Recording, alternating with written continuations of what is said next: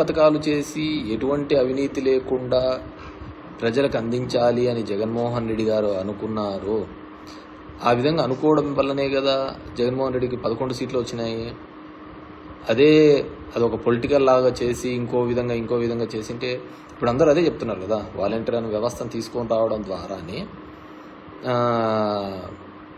పార్టీకి దానికి దూరం అయిపోయింది అనేది అందరి యొక్క భావన.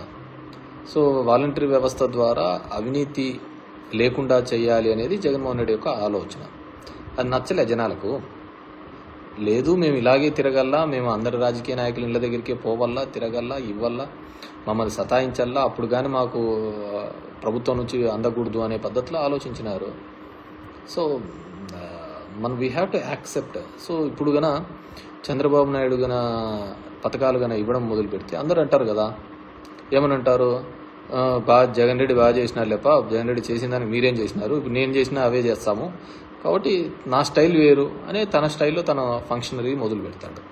సో అదే ఫంక్షనరీ ఇప్పుడు మొదలు పెట్టినాడు అని నేను అనుకుంటున్నా.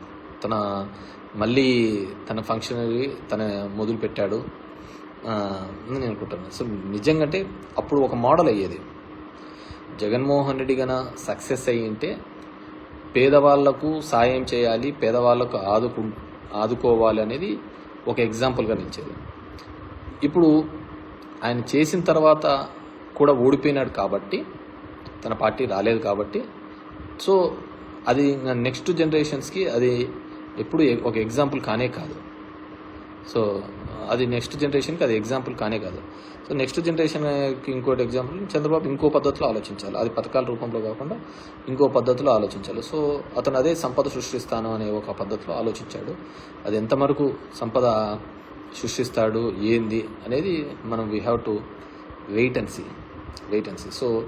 సో ఆయన చేయలేదు, ఇది చేయలేదు అని చెప్పేసి పెద్దగా కంగారు పడద్దండి, పెద్దగా ఆలోచించద్దండి. అండ్ బాగా బీ రిలాక్స్. ఈ మధ్యకాలంలో కొన్ని మంచి మూవీస్ వచ్చినాయి, కల్కిను, మహారాజా, ఇట్లా. నాకు ఆ సినిమాలు కూడా గుర్తుకొస్తాయి. ఏమన్నా పన్నా జగన్మోహన్ రెడ్డికి చెప్పండి, టికెట్ రేట్లు తగ్గియాలా అని చెప్పేసి పడి ఆ సినిమా వాళ్ళతో అందరితో నిష్ఠూరాలు తప్ప వేరేది ఏమన్నా ఉందా? ఎవరు లైఫ్ వాళ్ళు ఉంటాండ్రి. ఆ టికెట్లు తగ్గేలా, సామాన్యులకి ఇది కావాలా, అంతంత రేట్లు ఉండకూడదని ఆయన ఏదో కొన్నాడు. పడితే అందరితో ఈరోజు నిష్ఠూరాలు తప్ప వేరేది ఏమన్నా మూట కట్టుకున్నాడు ఆయన? ఏం మూట కట్టుకోలే కదా, అలా ఉంటుంది.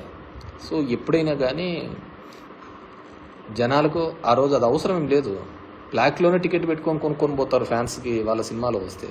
అలాంటిది నువ్వు ఆ టికెట్ తగ్గిమని చెప్పడానికి చెప్తే వాళ్ళు ఎందుకు యాక్సెప్ట్ చేస్తారు?